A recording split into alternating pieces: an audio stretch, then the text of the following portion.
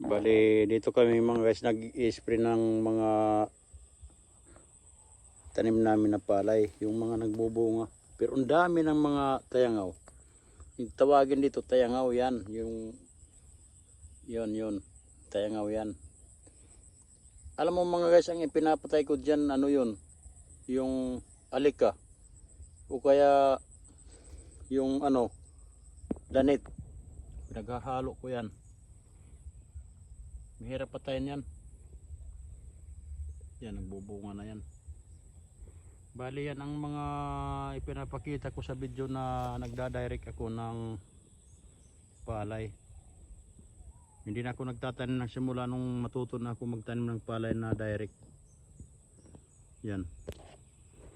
Bali ako lang ang nagtanim dito ng palay mga guys. Yan.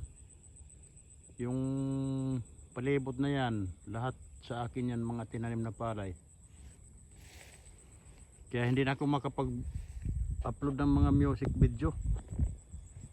Dahil sa napaka-busy ko ngayon. Hanggang doon yan sa may umuusok yung mga tanim kong palay. Yan yung anak ko si Marlon. Nag-i-spray para sa ano yun, tayangaw, insecticide. Ang dami tayangaw dito. Itinanim mong palay, yung tayangaw naman ang ibinubunga.